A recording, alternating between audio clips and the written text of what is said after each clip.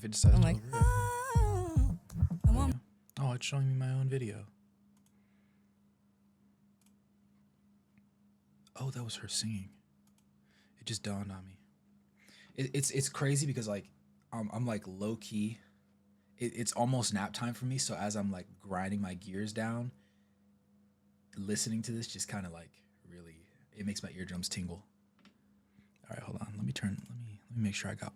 Oh no, see 720 is not good enough. I need 1080p. Yeah, that's what I need to see. All right, talk to me. You have my full attention for 47 minutes and 33 seconds, please. I'm like, oh, I want milk. Back to your album, isn't Desert Rose a cover? You know what? Yes.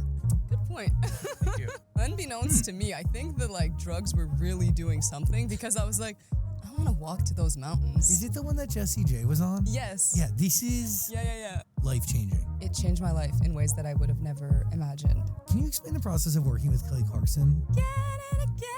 Dude, she's not real. Like, look at like you know when they make the dolls in the factories. Like she's dressed like a doll. Like where would one even now? Maybe it's because I live in America and like girls don't often dress like this, right? I'm willing to chalk it up to that. But like, where could you potentially find this? Is this a dress or is this like a? No, this is like a two-piece. Where could you, in theory, find this? Like this is one of one, just like her.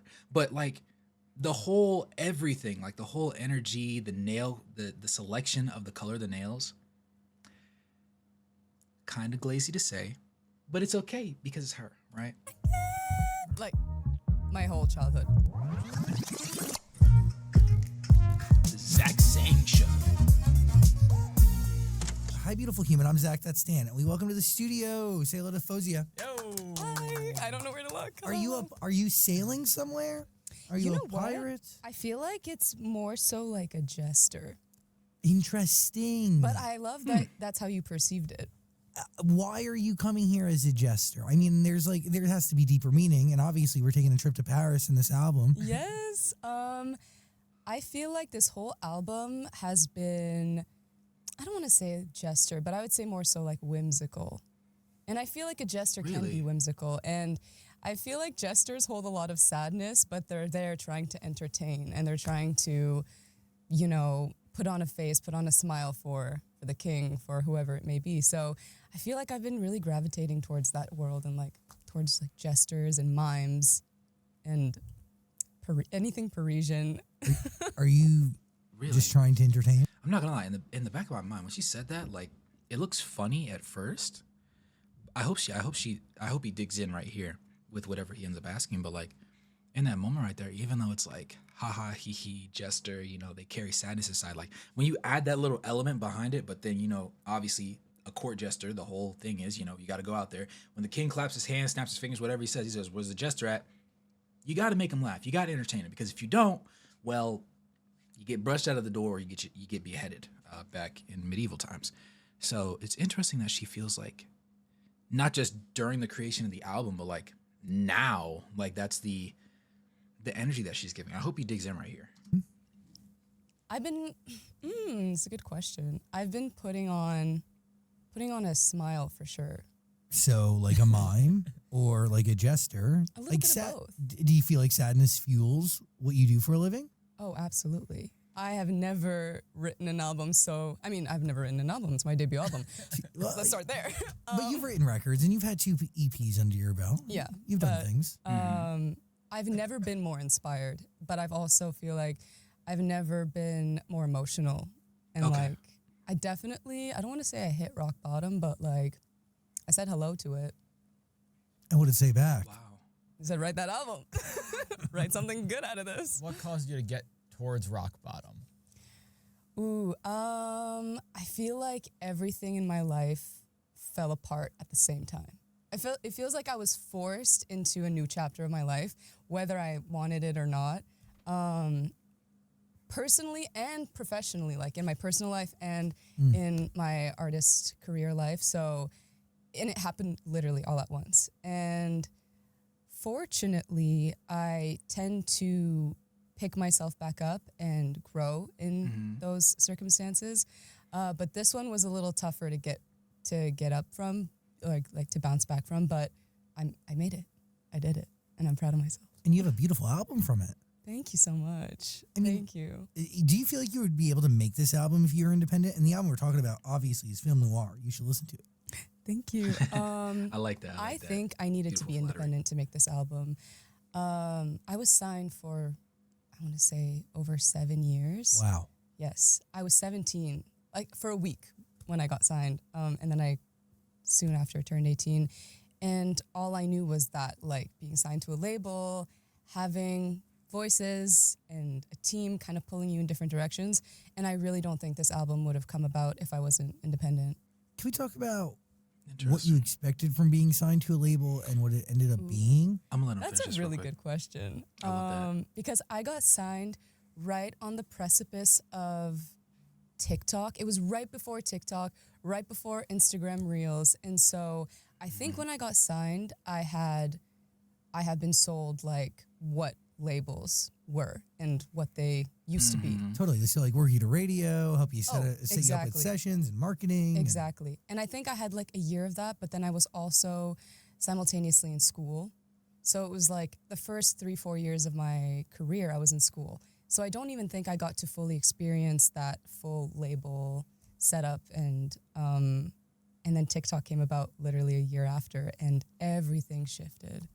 Everything shifted. Crazy, right? Mm-hmm. Can you describe that shift for somebody who's kind of in the middle of it? Yeah, it felt like everything was put on an artist's shoulders. And luckily, like I love being involved in everything, like in my art, in the writing, in the visuals. Like I want to be fully immersed in it. I want people to feel my soul in it. So that was great. But at the same time, when you're hoping that people pull their weight as well, and it felt kind of like, oh, you got to make these TikToks, you have to make these reels, you have to do this, you have to do okay. that. And then when you would do that and then momentum began and you felt like you were being propelled into something, it still felt like everything was on my shoulders. And then I was kind of like, wait, so when does the Where's label the come help? in? Like Yeah. when does what I was promised come in? And when can I release this album? Like it felt like I just kept asking questions the entire time, but it was always just diverted back to no, just go on TikTok, make videos. That's what works now. Like that's what you have to do. So it felt like there was a lot of weight I had to pull, but at the same time, I felt like I was also being held back. So it was like really like a push and pull. You talk about All right, time out. That just sounds so lazy of the label to do, right? Because at first I was kind of confused what angle she was trying to take because I'm new to this, right? I may not be entirely new to like music and how labels end up working, but I'm new to her and her experience. So this is very enlightening for me, for one, right? So for everybody that suggested this wonderful recommendation, I greatly appreciate it. Secondarily though, to me that's so frustrating and lazy because we hear about for rappers even, they're known to get into situations where, especially when they're younger, they just see they remember the glitz and glamour that all their predecessors had. So getting signed is like, oh my gosh, I'm good. Like everything's easy, everything's great. I just have to keep making music like I am, have fun with it, and then I can go do whatever I want. I get millions. Everybody loves me. This, that, and the third. And that's the dream that they're sold. But when they get into it, and like even one of the more recent weird ones was with Lil Uzi, and I think Migos had a situation as well. But like just getting into the space where you are signed to a label, but then the label doesn't do what you originally assumed that they would have, or when you guys had a face-to-face conversation, contract aside, they said, yeah, so we're going to do this, this, and this. This is the plan, right? They lay out the plan. You throw TikTok and all these new social media into the mix of things, and now all of a sudden they're like, well, you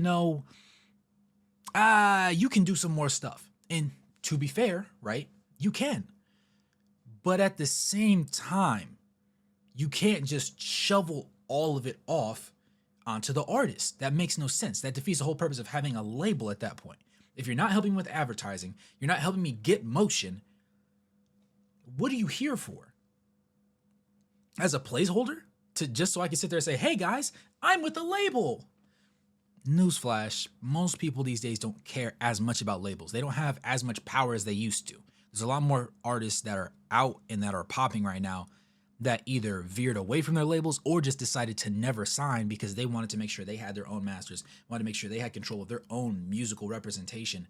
And they, if anything, they'll build a team of people that they trust and that they can rely on. And if they don't like the job that that person's doing, go, right?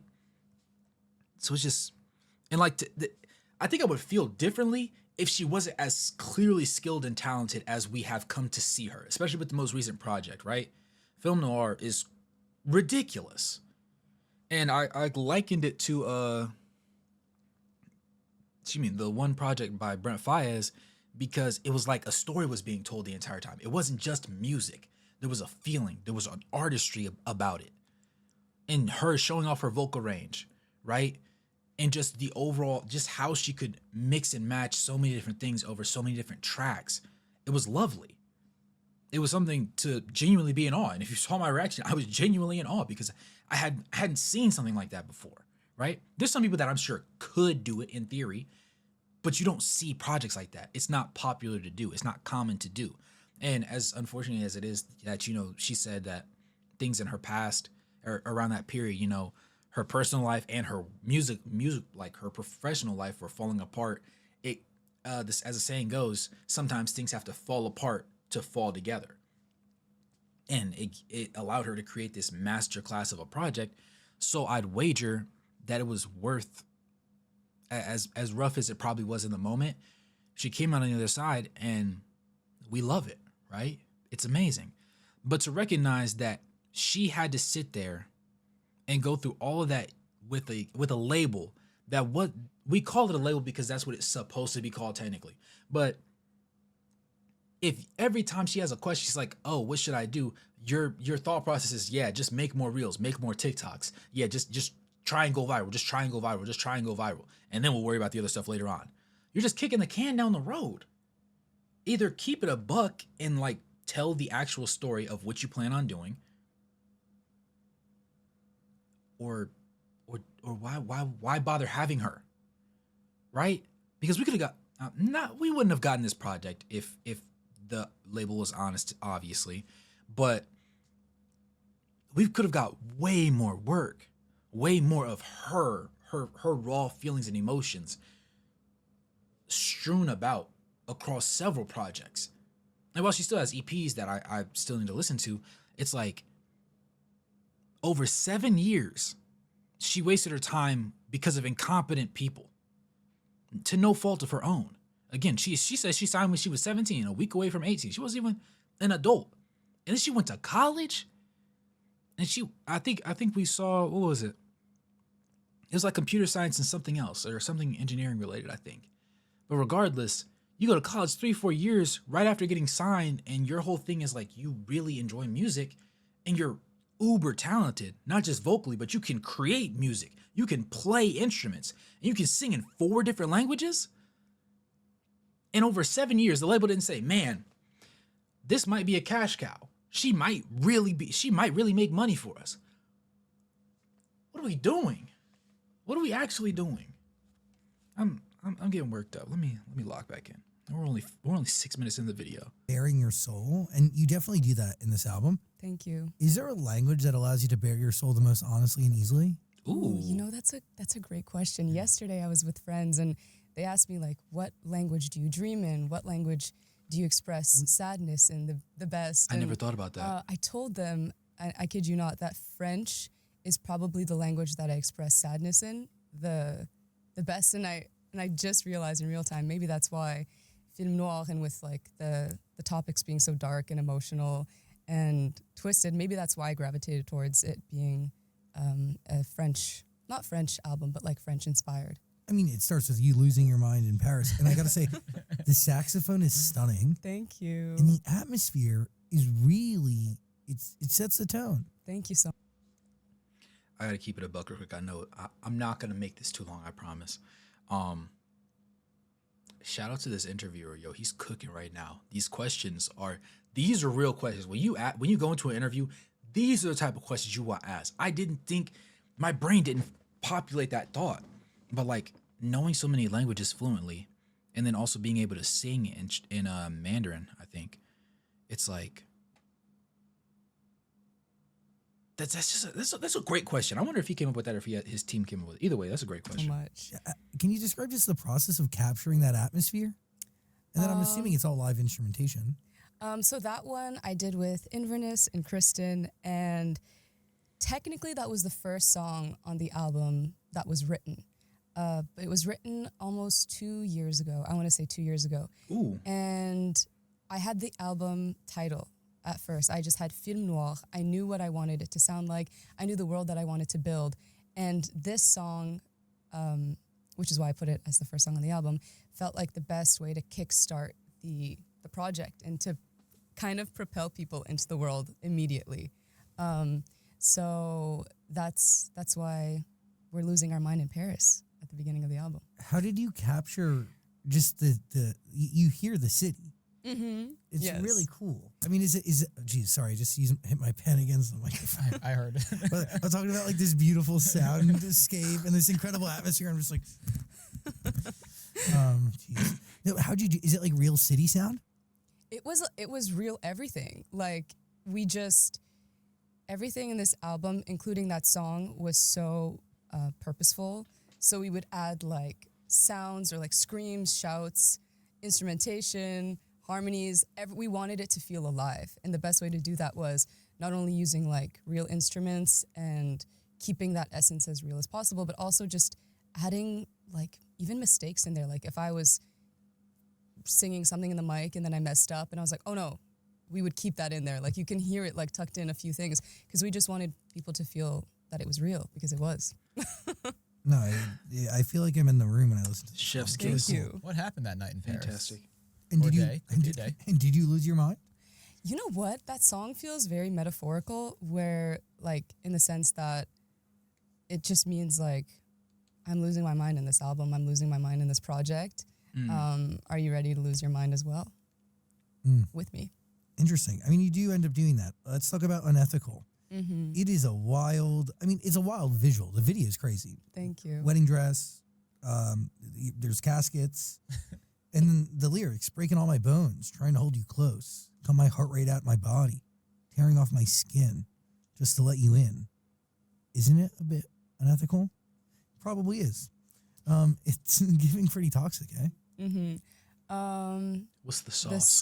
The song is very personal to me, and when I was writing it, I was at a point in my life that it felt like I kept repeating myself and feeling like I was stuck in this like toxic cycle, and I felt as though the only way to get that point across was to depict it as, I guess, graphically as I do in the song, lyrically. No, And it's how you felt. I get it. it's almost like, do you hear me now?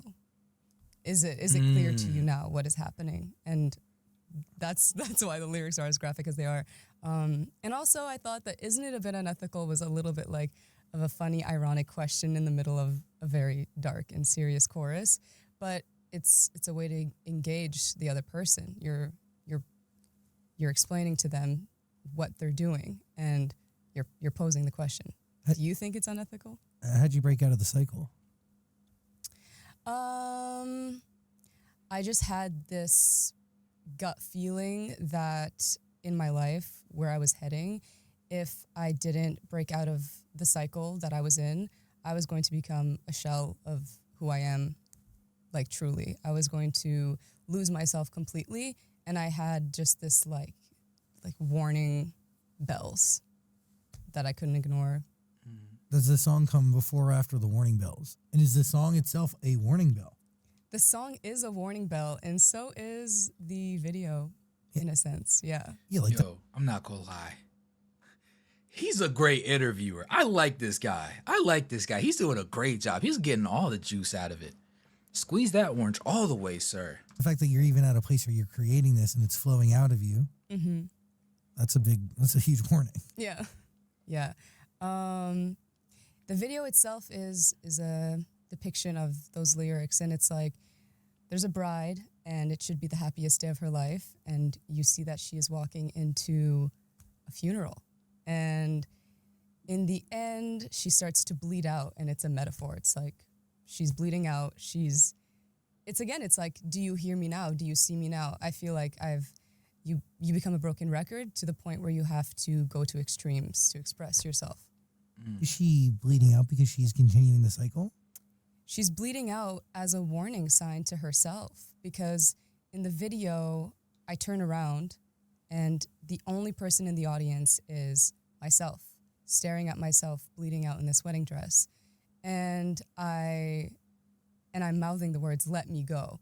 And when you listen to the lyrics, it sounds like you're speaking to someone else, but I wanted the video to be impactful in the sense that I'm speaking to myself. Let me go. If you're waiting for someone else to break you out of this cycle, this is where you're going to end up. You're going to end up at your own funeral, and you're going to end up in a place that you will regret. And so if you won't listen to anyone else, listen to me, because I know how this is going to turn out. Heavy stuff. Yeah. Did you listen? Oh, I did, yes. Yeah. What? What? Yo. Okay. All my pain is yours. I'll die for you. I crave nothing more. For you, I'd start a war. Hey. And then 3 more wars. Yes. It is deeply about consuming love, but is it about how toxic you become? No, this song, when I was writing it, the first lyrics I wrote that just flowed out. Like, I didn't think about it were, I'd watch the world burn down just to see you in the lighting of the embers. And initially I thought, oh, this is fun because it can be interpreted both ways. Either you'd watch the world burn down to see someone that has wronged you go down with it, and you would stop like at nothing to see that happen, or you love somebody so much that you would watch the world burn down to see their beauty in the embers and the glow of the embers.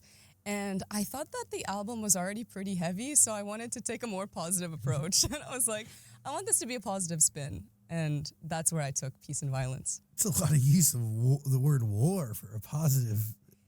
But it's like No, you die for someone. It is yeah. about love. It is beautiful. Yeah. It's sacrificial love. Yeah, an all-consuming love that you would do anything for. Exactly. And when I finished writing the song, the producer that I was working with, he was like, you know what? It dawned on me that it sounds like you're singing to your younger self. And I love that. And when I was cutting the vocals, I was envisioning that. On Porcelain, you're playing piano. You are a classically trained musician. How does that impact or at least weave itself into your process? And that is you playing, obviously. Yeah. Porcelain was the first song that I wrote after about a year of writer's block. And this came from not being allowed to release my album and feeling like no matter what, it was never going to come out. The words that I wrote were never going to come out. And so Porcelain was me bringing myself back to myself as a child at the piano, writing, singing. And it was the first song that I wrote that kind of opened the floodgates to like me writing again and me being passionate about writing again. And I wanted it to feel intimate, and I wanted it to feel like little Faouzia was at the piano writing, and little Faouzia was spending hours a day practicing classical piano, practical and theory, and I felt like I could really hear that in Porcelain, and I was very, very happy with it. Are you always at the piano when you're making music? A lot of the time. Like growing up, the piano was my best friend. It was just my piano and I in a very small town. And when now I gravitate towards the piano. Like if there's a piano in the room, sometimes I'll be with it'll normally be one person in the room that I'm working with, and I'll be like, "Can you turn on your piano? Can I?" And then they're always like, "Yes." They turn it on, and then I start to. If I'm stuck, the piano will always open things back up for me. Do you remember the first time you chose to sing? Because playing the piano is very different than using your voice. I've been singing since I was born, I think. I don't remember. So before you were playing the piano? Yeah. Interesting. But I started playing the piano when I was 4. So Oh, wow. I didn't have much time to get ahead. But I've been singing ever since I could. Like I just loved art and I loved music and I loved singing. And my mom always says that she had a family member that said that when I was crying as a baby, it sounded like I was singing. Oh, Isn't that so silly? that's wild. I'm like, I want milk. Can you explain how David Guetta changed your life? Because he is a part of the reason why you ended up at Atlantic, right? He was the first major collaboration that I was a part of. And I was actually still in high school, grade 12. You were 17. I was 17. That's yeah. crazy. Yeah, I was 17 when I got the call that he was working on an album and there was a song called Battle.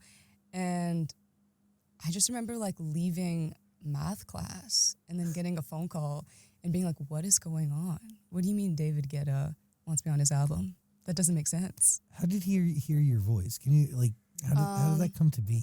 Yeah. It was the label that I was signed to at the time. The head of that label had played my So music, you or were- like my voice. You were signed to Atlantic already. Not yet. Oh, okay. Explain it to me. Okay, so it's a little bit convoluted and a little messy, So but she was signed to somebody initially, else. When I was That person 17, showed it. still in high school, I was in talks with a label called APG. Got it. Yeah, Mm-hmm. of course. And APG was under Atlantic. Yes. And then I got signed to APG, but before I got signed, the David Guetta record was like in progress and being worked on. Wow. And then I got signed, and then Battle came out a few months later after I got signed. And a few years later, APG and Atlantic split. Totally. And then I was fully an At Atlantic Atlantic. art. Yeah. Yeah. Interesting. Mm-hmm. So Okay, that that song makes really sense did now. change your life. Yes, it did definitely in a way like it was very like it made everything feel real. I was like, whoa, I'm doing this like professionally. What do you think he heard in your voice that maybe others hadn't? How good it is. I mean, obviously it's Thank you. spectacular, but like there is some, and I gotta say, like back then we were interviewing a ton. David Guetta was an incredible DJ, but so many DJs. And one of the big questions I always wanted to understand was like, do you need a superstar vocalist to make a hit record? And unanimously no, like Whoa. without like no. And they're actually amazing places to give great artists and Yeah. vocalists a chance to shine. Mm-hmm. So what do you think he heard in you? I don't know. I think it was the whole team. I think it was him and the people that were working the record and making it happen. They heard something. And I remember when I was getting signed, the head of the label was telling me that he would listen to like hundreds of songs a day or like 100 songs a day, and that my voice would stick out and he would remember it or he would be able to distinguish it. And maybe that's what it was. Cool. Rightfully so. Or maybe that's what he had told David Guetta. I don't know. I have no idea. That's it. What is it like cutting a record that really it is yours because you have the lyrics and your voice is going to be on it, compared to crafting something from your own experience and Ooh, making it real? you know, I struggle a bit with that because it is so important to me. Like, lyrics mean a lot to me. I don't want to say more than performance, but I do really, really like submerge myself in the lyricism, and I take a lot of time with that. So when I'm singing, like at the beginning of my career, when I was singing a DJ song or a DJ track, I was trying to find myself in it, but it was a lot more difficult for me to do so without feeling like I was covering something per Totally. se. I get that. Yeah. For sure. Well, because it's really not a cover; it's yours. Like the first Yeah. time the world's gonna hear it. Yeah. Yeah. I guess to everyone else, they hear it as that. But then to me, I'm like, I didn't write all these lyrics. Like I wasn't in the room when it first like was It's not created. authentically you. So it's harder for me to find that connection. And so that's why it's really important for me now to be a part of everything. But back I think that's a really good lead, honestly. Cause obviously when you're doing covers and stuff, like it's not you. You are, I guess, the medium that will bring the words to life, yes. But you have to find your own connection and your own resonance with those words. And if you struggle to do it, well, it's not going to come out as meaningful and as impactful as it potentially could if somebody that does resonate with it, would be able to get out of it. And her being able to recognize that, but also deciding that, like, after having so many of those experiences, when she's doing stuff on her own, she really wants to be hands-on and be in the booth and just not just, oh, I wrote my lyrics, oh, I recorded, oh, I spewed it out.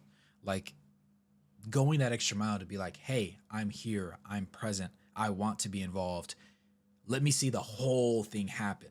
I think there's like, I think it's really, really, really impressive that she does that. And considering her background in it and the fact that she did, get her foot in the door through the pathway that she chose in the beginning, right? It makes the most sense that this would be the logical outcome, especially for somebody that has the capabilities that she has. When you have a bag that's that deep, I mean, at some point, in theory, you would like to use all your tools. But the fact that she just go ahead, I said just now, like she hasn't been in the game for 7 years, but 7.5 years, like for it to be like over these past couple of years that she's really like just really hammered the thought process home is just something to really be inspired by. To your album, isn't Desert Rose a cover? You know what? Yes. And Oh, good point. Thank you. I definitely forgot that. And that was like, it was actually an easy song for me to put on my album because I wanted to be so fully like immersed in lyricism, melodies, everything, production. But Desert Rose, By Sting, correct? yeah, Sting and Sheb Mami felt like, well, the way we reimagined it, it felt so authentic and it felt like I did bring my own spin and my own life to the song. And that's why I was like, it feels like my interpretation of it. And I felt good about it. On a side note, she is the only person that could pull off that outfit. I every time I see like the vertical stripes, it's playing tricks on my eyes, but I'm like, dude, like 95% of people could not wear this fit and us like take them serious. She's one of the few people that could pull this off. Interesting and really cool choice to Random thought, I include a know. cover on your debut album. Yeah. But Desert Rose really was unlike any other cover. It felt like after I performed it for 5-6 years, It was yours. It became yours. in a way, it became my version of the song, and I felt like it didn't feel like an intruder. Can you explain the process of working with Kelly Clarkson? Oh, Because and so that story is like she had her own record and she was like, I need this to be heard in other languages. And Yeah. that's where you come in, correct? so I worked with her on the Arabic version. I just want to say that she's the sweetest crazy. person in the world. Like I want to say 20-ish at the time. That's like a butterfly telling you that something is more gentle than it. Like, don't get it twisted. I'm fond of Kelly Clarkson's music, but the fact that she's saying she's the nicest person ever is crazy. Oh my goodness. She must be like literally angelic to meet in person. Maybe. That's all I could And say. she's so talented and so like hearing her sing in person, you're like, that's not real. Like how do you sound like that? And she's so humble, so down to earth. I love Kelly Clarkson so much. Deeply kind. Just so incredible inside and out. I love her so much. And I felt so privileged and honored that I was able to work with her, seeing as like she was always like my go-to karaoke artist. I would like, again and again and again, like my whole childhood.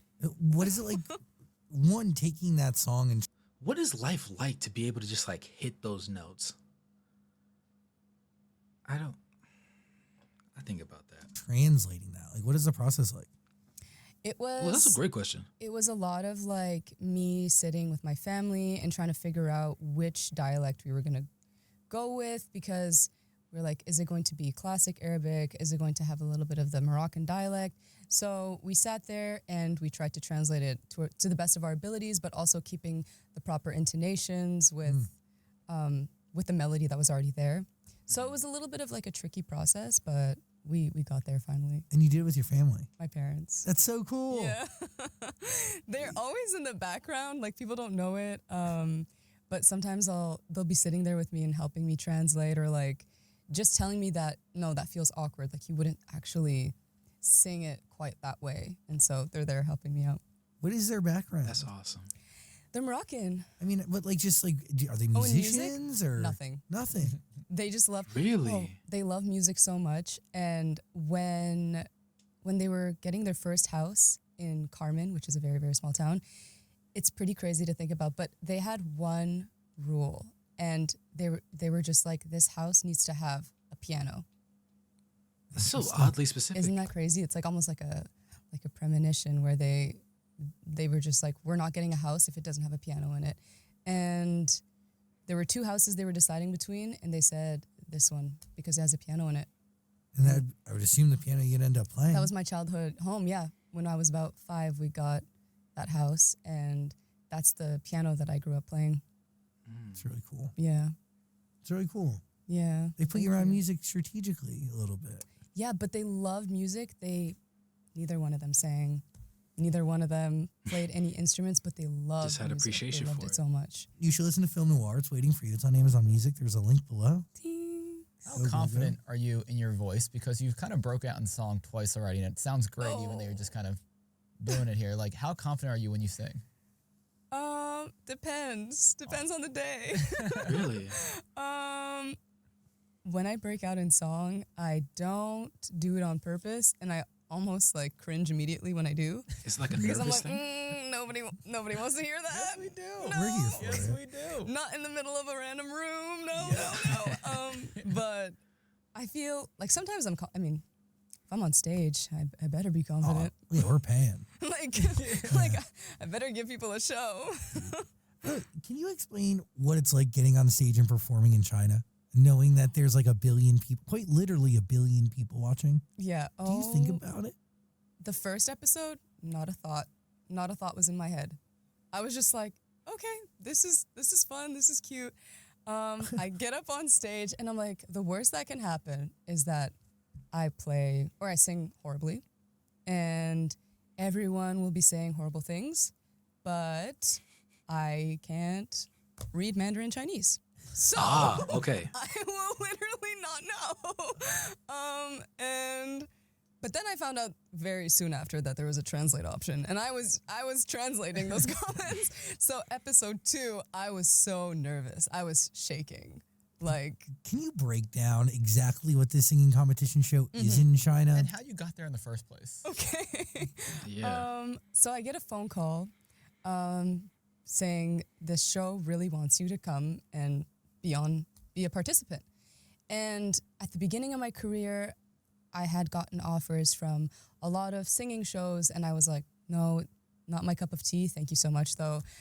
And This is different though. it was different, and I didn't know that at first. Is it the one that Jessie J was on? Yes. Yeah, this is, Yeah. I mean, this is like literally life-changing. No, yes. It was like, it changed my life in ways that I would have never imagined. But when they explained the show to me and they said that they were taking like the best vocalists that from established artists in China, and they compete against each other. And it's really like, it's not like, let's say American Idol per se or The Voice. It's really like these massive established incredible artists performing, and it's very fierce competition. And they invite a few international artists, and I was the one that they invited, and I was like, okay, this feels fun and feels like something that I would never be able to do otherwise. And they told me that it's live. Like, they were like, it's going to be fully live. And I was like, sick. You know what? Jessie J did it live. Like, did. everybody did it live. Why not? I found out very soon after that it was the first year it was live. Oh, what? And that's why, and everyone was like scared at first. I'm like, guys, they've been doing this for how many years? Dude, the language barrier is No, that would get naivety and a blessing, dude. I was like, what are you so stressed about? We're not the first people to be here. You just see their face, you have no idea what they're actually saying. And though. it's, you know what's crazy is like, at first they're like, how are you so calm? And everyone kept asking me that. And I'm like, we're chilling, yo. Like, it's just, like, it's fine. But it wasn't fine. It was really stressful, but like the most incredible chapter of my life. Like, I feel nostalgic, even though it was not even like 2 years ago. I feel nostalgia when I think of it. And it changed my life in so many ways. I mean, the Chinese people are so incredible. I mean, my gosh. they've embraced you. Oh my goodness. I mean, it is really, really, really beautiful. I feel like I found a second home there, and Aw. my heart, like a part of my heart, is in China. I spent almost a whole year living there, and the Oh. people there were so inviting, so warm, so welcoming. They appreciate art in a way that is just like, they appreciate it in ways that I didn't even know people appreciated art. And it opened my heart up to it. And I was like, oh, when I put effort in these details, there are people that are listening and dissecting it and listening to the vocals to that degree. And so I'm just so forever grateful to everybody in China and to that show and everything that I did there. I mean, you're still to this day one of the highest streaming artists in the country, right? Guess so. I guess. I mean, international. So modest. It's right. Yeah. Yeah. Second to Taylor Crazy. Swift. Teens. How do you realize that your life is different in China after that? Is it like walking around? Is it what is it? That's such a. I have a funny story. Do tell. You're like, share it. I didn't know until I went to the mall one day, and I was trying to get a phone. I was trying to get a phone in China so that I could get certain apps. Yeah, so you could be on the internet and see what people are saying about you. So I could translate those comments. And I was sitting there, and there was a sales associate helping me out to help me get this phone. Do you have like a translator with you, or how do you? Actually, yes, I had a team there that was helping me in translating. And on the show, I also had like a partner who was translating, but also helping me understand what's going on. Oh, that's So cool. I was very well taken care of. And so I'm at the store and I'm trying to get this phone, and there was like a few glances in my direction, and I was with my hairstylist and also somebody from my team, and they're kind of like, oh, people are looking in your direction, and I was like, oh really? I didn't notice. And then I take one step away from like the booth where I was getting the phone, and then I got swarmed with like by people, and I was like, what is going on? This was like a couple weeks into me being on the show, and I got swarmed, and I was just like, what? How? When did this happen? What is going on? How do they know who I am? I was so confused, and basically we had to be escorted out of the store because there were so many people, and from that point on, I was like, okay, I guess things You're a big things deal. have shifted dramatically, and I didn't even realize it. It's a really amazing thing because Yeah. then you land on here in America, and like it's like life is normal again. So chill. So chill. But like, It's like, but you could go to China tomorrow, and it could be just as crazy. I mean, it's like, How do you balance that? the thing is though, although it was very crazy, they're very respectful. Oh, totally. So respectful. Like they will not touch you. They will not do anything aggressive. They're just so happy and excited, and they always keep like a very respectful distance. But yeah, when I'm here, like, Like just another person. I'm chilling. Like nobody knows who I am. The Chinese people and the Chinese culture is very special. So beautiful, and also I got to explore the country, and it's just. I like, know that another- had to be awesome. they're great. Will you go back? Absolutely. I find myself there every few months. I went there for my birthday. I went to Shanghai. That's you enjoy. You have to enjoy it, right? I love it so much. I went there for my birthday for fun. Like- Yeah. And I got to see the Great Wall. I got to explore a lot with my sister because my sister's my manager. And we went to this place called Zhangjiajie, which is where I think what inspired the mountains in the Avatar movie. I have not seen it, but the mountains were incredible. And I got to see the Forbidden City, Summer Palace. Like, Okay. I got to see so many incredible places. People, if you're listening, you should go and explore. I want to go to China so bad. You will love it. You could go there and just be like the biggest pop star on earth. Like you really could. Like at any moment in time, like you could go and live like a totally different reality. I mean, That's a very good I'm so point. grateful. It is a right? I'm so grateful. I'm really, really grateful, truly. How wild. It's very cool. Thank you. Do you desire what you have in China here? You know what? I've never desired being the biggest artist on the planet or like the biggest artist anywhere on Mars. Like, I've always just wanted to make art, and I think I was always grateful for as however many people listened to it, whether that was one person or like millions of people or billions. But I was never like, that's my goal. I want to be the biggest. I was just like, I want to make art that I'm proud of. And if my art is the biggest, Then I think I would feel cool. very fulfilled. Okay. But it starts with it mattering to you.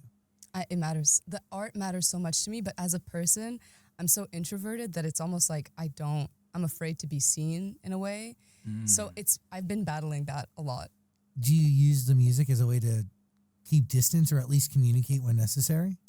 I think I'm very communicative through my lyricism. Totally. And so it's almost like I'm burying myself in a way, but at the same time, I can't sit there or like, I can't bear myself like online and show my personality or show who I am. It's very, very difficult for me, and it's something that I'm trying to get over. But I'm like, it's in the music. It is. It's there. Hey guys, look here. Listen. It really is. By the way, Weird is great. Thank you. Pretty Strange is awesome. Thank you. There's a lot of great music on this album. Thanks so much. Dare we say every song is great on that album. Absolute cinema. This is a really nice interview. Like beyond like obviously he's asking like really, really good questions. Like he's asking the questions that I want to know. Anybody can ask you, what was your upbringing like? What was this like? What was that like? But like the way that he asks like the leading question, she gets into it, and then he just kind of not necessarily doubles down, but like he asks a follow-up question that is deeply related to the previous question that she just answered, or more so related to the response that she gave and tailored that way. And then of course she just, offers herself enough as an open book.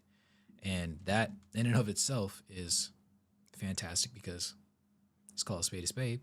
That's what we're here for. Gotta listen to it. There's a link below. It's all on Amazon Music. What are you thinking over there? What's the story behind Sweet Fever? Does that have to do with the hospital? Were you in the hospital? Did you get sick? Ooh. Ooh, Actually. Juicy.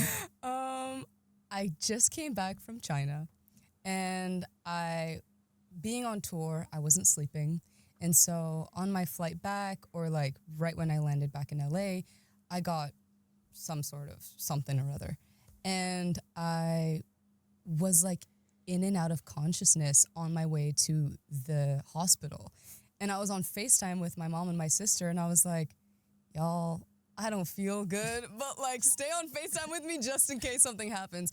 And I'm like literally in and out. Like I'm here and then I'm not there. And I'm on my way to the hospital.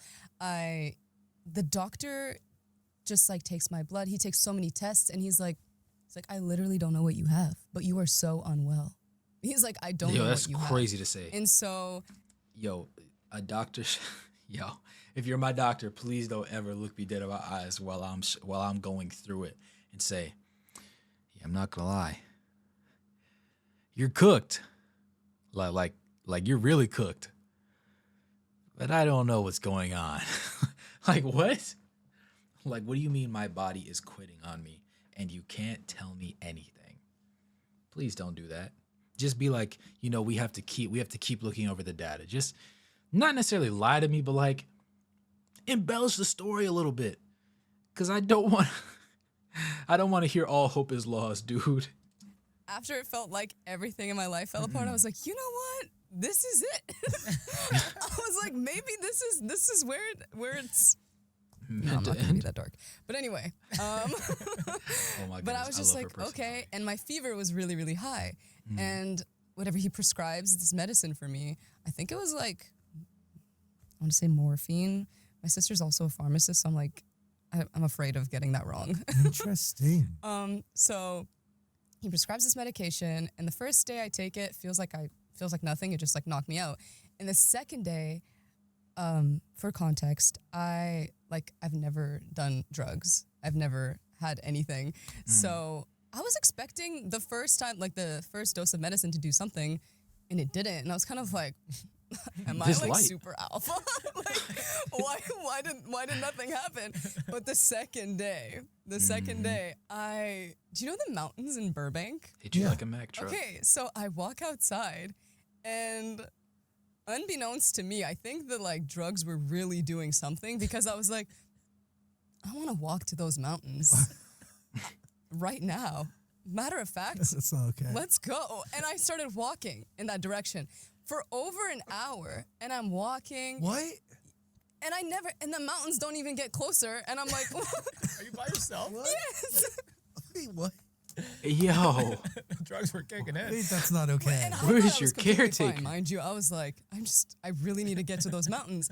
This is all gonna tie in back to the song. So I'm walking for over an hour and a half, and I'm like in some random residential area, and I'm like, why aren't these mountains getting closer? Oh my god. Oh my gosh. And the next day I see my hairstylist, and she's like gonna take me to like John and Vinny's to like, I don't know, supervise me, because clearly I needed it. And then I was like, Rachel, I was trying to make it to those mountains. And she was like, those mountains? And I was like, yeah. She's like, baby, those are far. She's like, you were never gonna make it. They're like probably like 20 miles away, 30 miles away. I thought they were right around the corner, Zach. That's I thought it was a mile away. I thought I had it in the back. an hour and a half should have told it. And still to this day, don't know why I had this like feeling to like go towards those mountains. drugs. Maybe so. I mean, we should blame it on the drugs. I would rather blame it on that than it be something internal. So all this to say, I had this title, Sweet Fever, that was in my head. And okay. I was just like, ooh, be nice to write something with like, Sweet Fever, set me free. And the next week, I get in the studio and I'm masked up, because I still don't know if I'm like sick or not. I'm masked up and I'm there with Arthur, and it was our very, very first session, and he's one of the main collaborators on this album. And I'm telling him like I'm really sick and I have this title, and he plays me this loop, and then the chorus is written like this. And I wrote it about that feeling, the feeling like you hit rock bottom and wanting to be set free from that, I guess, just that heaviness. And to be set free was to be Walking towards sitting at the base of the Burbank Mountains, I guess. At what point in your adventure towards the mountains did you turn around and say, I'm not making it there? an hour and a half. Did you take an Uber back? or- Yes. Yeah, thank God. I was literally like, okay, all right. No, sure. okay is You crazy. just, Epic fail. you just like realize. I was like, massive fail. Going back home. That sucks. But also, is your like motive to climb the mountain? That's a good question. I just wanted to make it there first. And then I guess we would have seen what would have happened. I didn't even make it halfway there. You know, it'd be fun. We should all go on a field trip to those mountains Okay. to celebrate. Let's start walking. You got to listen to Phil Slow. Noir. It's waiting for you. It's on Amazon Music. There's a link below. What else are you thinking over I there? love You the said your shameless sister's plug. a pharmacist. Interesting. You were on the path to be an engineer. I was. But your sister is your manager now? She's always been. And always still a pharmacist. Yeah, so she just finished like her schooling. She has a doctorate in pharmacy. Ooh, Sick. PhD. She is so smart. Like, Clearly. and also I mean, don't downplay yourself. rewind. Her and I were a duo for most of our childhood, and we would sing together and play together across like rural Manitoba, like farmland, little talent shows here and there, and we'd sing together. And she hated it. Like, she hated performing, but she loved music. And so she slowly finds herself becoming my manager without realizing that's what was happening. She was answering emails, she was making the phone calls, she was making all these connections. And so she became a manager, and I loved music and I loved singing. And so I continued down that path, and it was a very natural transition. And then I went to school for about 4 years. I did computer engineering, and she did like a science degree and then went into pharmacy. I did not finish my computer engineering degree, but she finished. she finished her. Congrats to her. Yeah, to her. To Samuel. Crazy. What kind of PhD engineer is did you insane. plan on being? I wanted to be a doctor. Huh? And- Like what kind? I wanted to be a psychiatrist. Interesting. Yeah, I love psychology. in my yearbook, I'm pretty sure it says like probable fate psychiatrist, dream fate singer songwriter. Whoa. Yeah. Yo, and so that's I was peak. like fully thinking that I was going to be a doctor or like aspiring to be a doctor. The I wanted to be a mental engineering health degree counselor. was for me to apply to med school eventually, Mm. but why did I choose engineering? What, like, why It's did rough. Engineering why is did I do that? hard. I don't know. Like What- like timeout. How like I be seeing people take engineering, like just any discipline of it. And the dudes after 3 years start losing hair, they start getting receding hairlines, they start having stress wrinkles. And here she is after doing 3-4 years, even though she didn't get the degree, 3-4 years, she was still in the thick of it. And you mean to tell me she still looks this phenomenal? That like you couldn't tell. You would have thought she went liberal. You would have thought she went journalism or something. Not an ounce of stress right there. But then again, she hides her like she layers her sadness and previous experiences and traumas very well, as we could tell by listening to her music. She's just really capable at that sort of thing. But still, oh my goodness, she got in her back. But definitely shout out to her sister. A PhD? A PhD is no joke. Did I try to walk to those No. mountains? I don't know. Sometimes I don't make very sound decisions. Was the college degree like a backup plan, or is it something you always wanted to do, whether you did music or not? It wasn't really a backup plan. It was like my main focus. And I remember being signed and also being in school. I was getting phone calls from people at the label being like, "You're making the biggest mistake of your life being in school." And I was like, I gotta go to calculus 2 now. Like, sorry.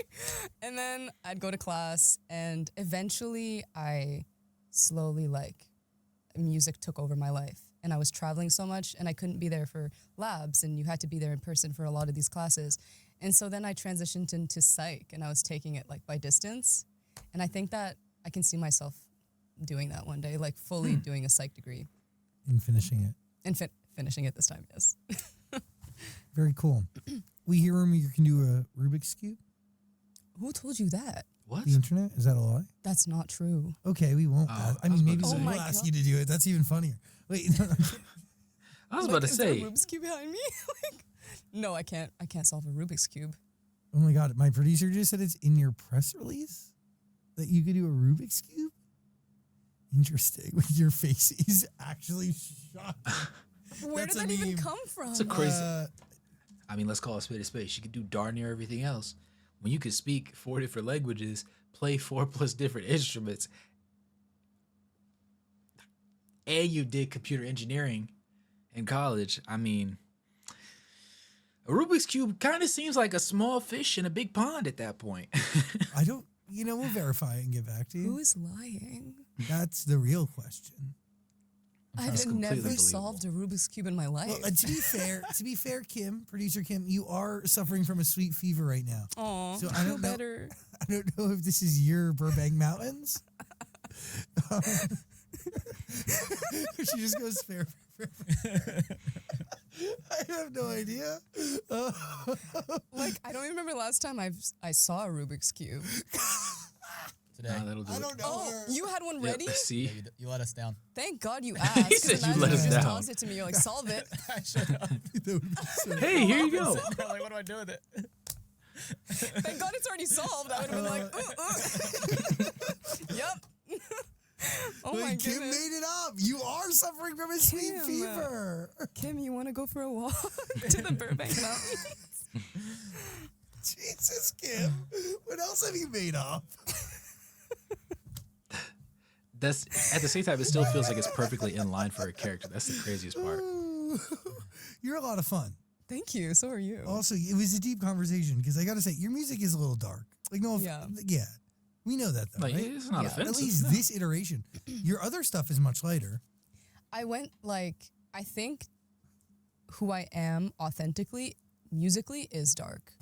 And no matter how much I try to stray from it, I always find myself back with like some heaviness in my music. As you are a jester. Thank you for your performance today. Thank you. Will we? Oh, sorry. I know you're about to clap. Sorry. Well, yeah, she's a jester. She wrapped it up perfectly. She ended it. She bowed. Yeah, I can well, bow again. Okay, I- thanks. It'll probably hit different now, but whatever. Are you going to be releasing stripped down versions of these songs? of this album? Ooh, that's what I always used to do. I think for a change, I want to do an orchestral version. Oh, we're going the opposite of Ooh. stripped down. It's We're going giving, stripped up. it's giving expensive. Yeah, but you know what? We'll figure it out. Yeah, That's been the motto of this last year. Figure it out. that's the right motto. Thank you. This Chester knows how to perform.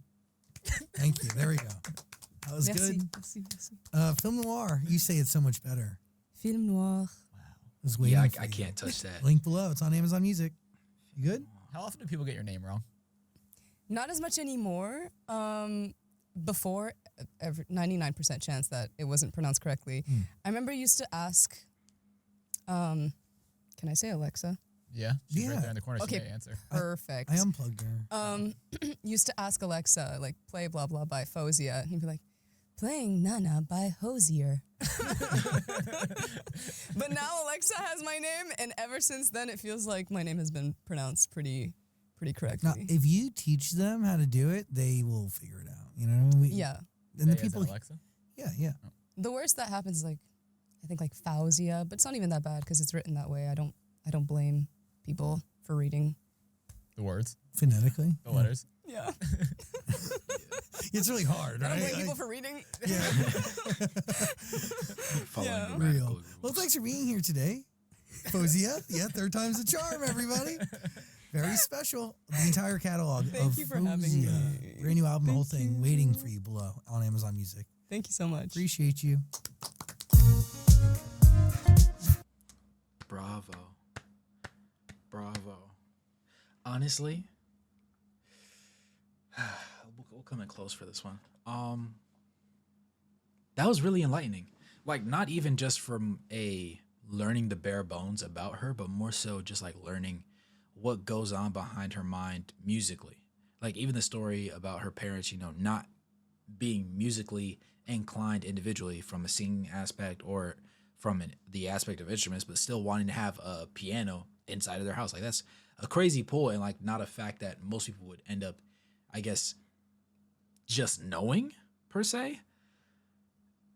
And then just the way he asked questions about the different songs specifically and just really dug deep into them and recognized, that a lot of her music from this album and just in general tends to be on the, what's the word? It's just a little harsher, a little bit darker, It has a little bit more soul involved in it compared to what most people would anticipate. So at the same time, there's beauty in it because that's just so her. And with her vocal range, her ability to just be hands-on with all of her projects and whatnot, I don't see a world where she doesn't, go to the moon and back as far into the stars as she wants.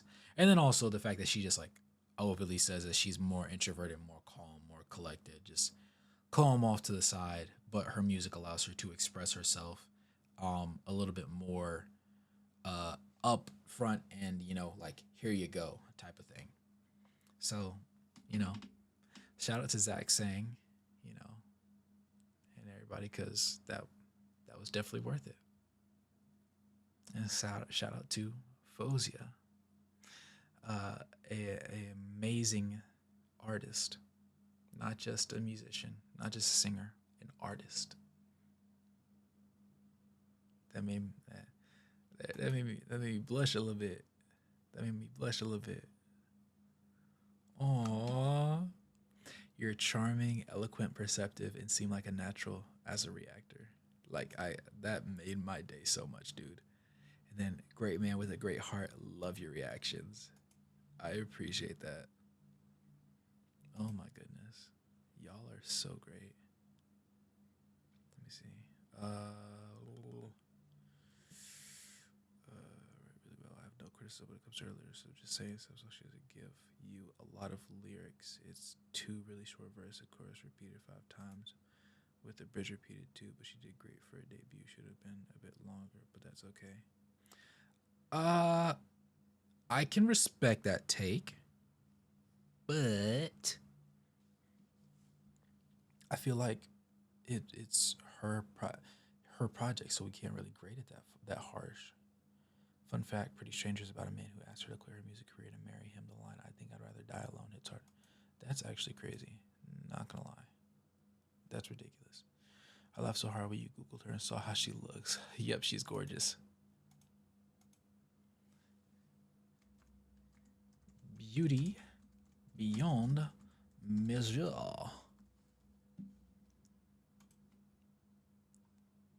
Yeah. I need to change my profile picture. That looks so unlike. I need like a logo or something. Like Reva got something hard. It's me in it.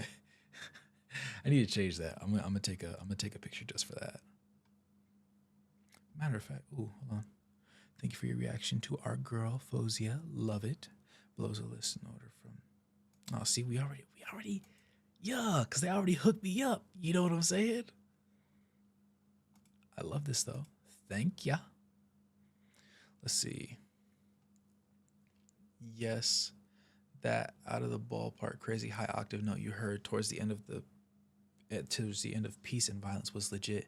She ascends that high and more now, and then it's like a walk in the park for her. Also, she did write most of her songs based on her real life experiences. Mm-hmm. You see her interview. See? I already saw the interview. We were on the same page. Yes. Thank you for your reaction. Faouzia is one of the best singers of this generation. Oh wait, I already read that one.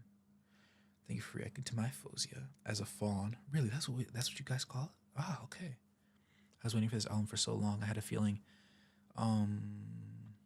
through the past couple of years, that she was holding back something. Even with all the great songs she did, turn out I was right. And after she left her record company and became an independent artist, we got the masterpiece of songs, then the album. Faouzia is one of the best voices I've heard, and a pretty heart. I feel sorry it was her. Her personality is as good as her voice, and she's just another funny introvert girl that has such a special connection to her family, and her fans know them one by one. Anyway, thank you again. I hope you keep reacting to her, so I'm following. If you can check some of her interviews and know more about the inspiration behind the album, maybe check out her other songs. For at least Elon, I Know, Nobody Else, Tears of Gold, Mountain, Bad Dreams, You Don't Even Know Me, Don't Say I'm Pretty, Puppet, Hero. Check strip versions, not studio versions. They're 100 times better. Yeah, we're going to have to do that. As well as her performance in the Singer 2024 competition in China, covered many good songs, delivering vocals.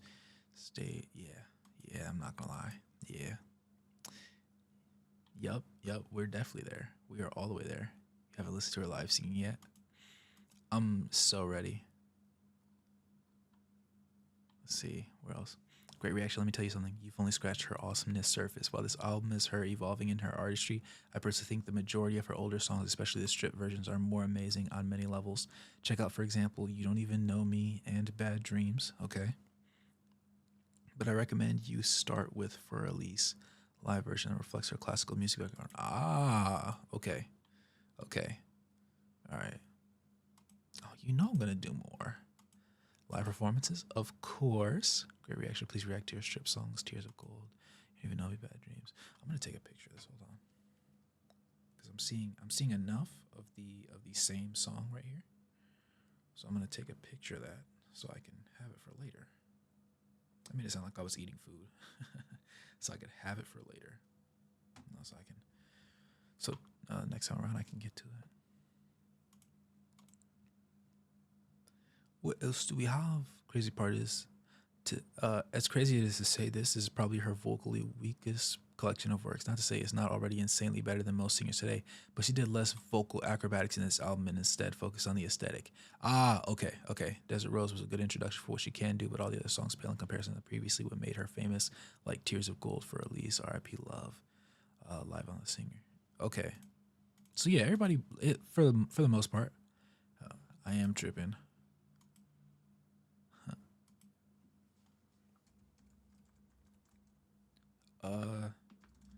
Tripping like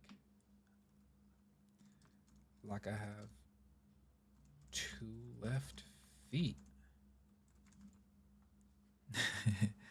I am. I have way too much fun reacting to her stuff. I'm gonna be honest with you. Oh, I think I covered all my bases. Did I though? Did I really? Let me see here. I'm gonna have to duplicate a tab. All right, hold on. Duplicate. Come here. Get over here. All right. What do we have? What do we have? What do we have? Hi, Cole, loved your reaction. If you want to know or properly watch it, see, wait, that's what we just did. You don't even know, but by the time you see this video, you're gonna know because this is gonna be at the back end of it. Her fan base is actually super solid and loyal, so anyone that posts content about her low-key gets flooded with viewers. So like, don't be surprised if your vid suddenly starts pulling views out of nowhere. Well, I welcome them with open arms because I will be greatly appreciative of you guys, just as we are all appreciative of her. Hello, Cole. So happy to watch her react to my comment. Oh, yeah.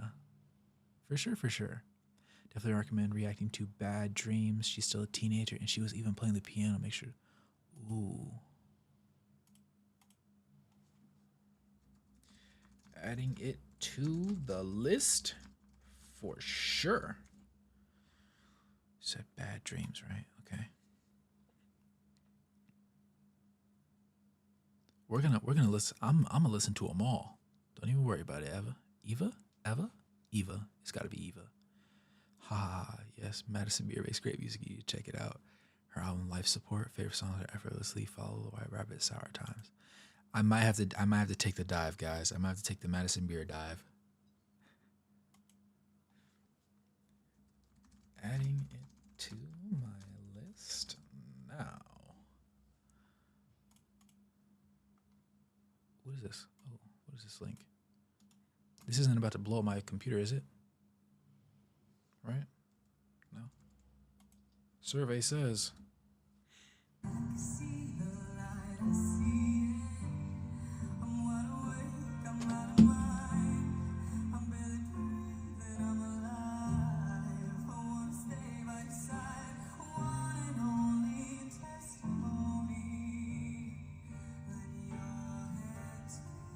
She's.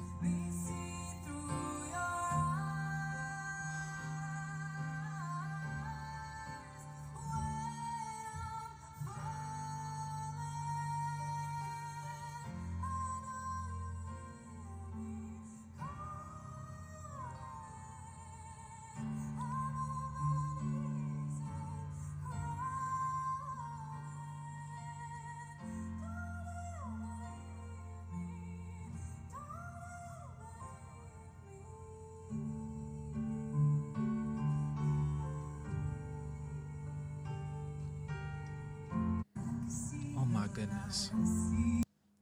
Oh my goodness. She's just too good at this. She's just too good at this, guys. Bro. Elite pull.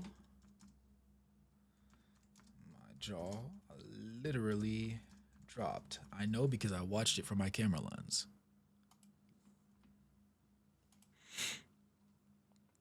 Bust Your Windows cover. I want to dance with somebody. Elon, strip down, concert. Okay.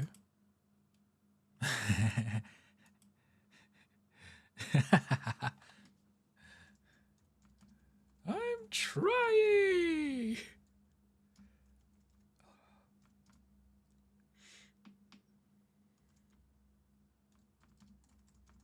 To binge all of the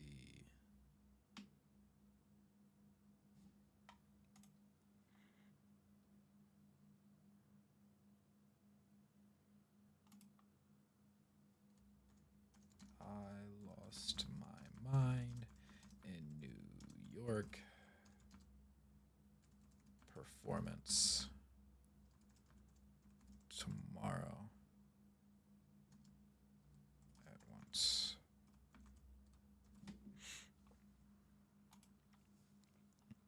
Pretty sure I commented there, but I didn't see it in this video. Well, guess what? You see it now. I feel like you did comment, and I. Right? Is there a way to check it on here? No, that's not what I wanted you to do. On your phone, you can see like what they commented previously. I guess you can't do it on here. React to how all worked out. So it seems like the stripped ones are all the best ones. Yup. Hey, a doctor? We have a doctor. Dr. Celine. Hey, Celine. If you're really a doctor, that's awesome. The Devil from Heaven in Singer 2024 China. Bet. We're going to binge all of those together. Love your react. Say no more. Vocal Queen. Couldn't agree more.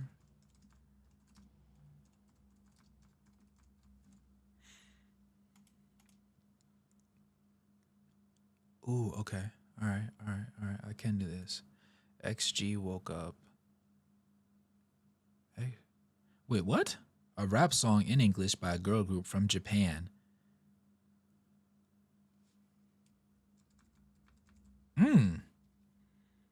Interesting. What are you cooking?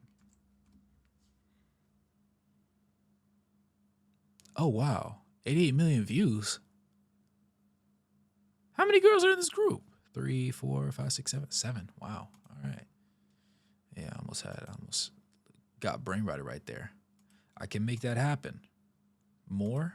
Absolutely.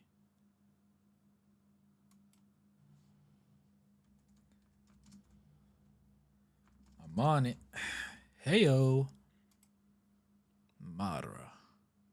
Uchiha? Nah. So Drake really wasn't acting like a crybaby on there. Oh, this is the old one. All right.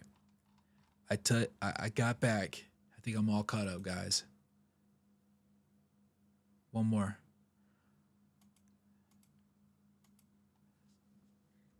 I appreciate you sticking around for the watch. I definitely have a lot more ground to cover from her amazing catalog. Catalog is not a word, sir. Let's not get too excited. Am I allowed to have her be my celebrity crush? I think I can do that, right? I don't think that's crazy.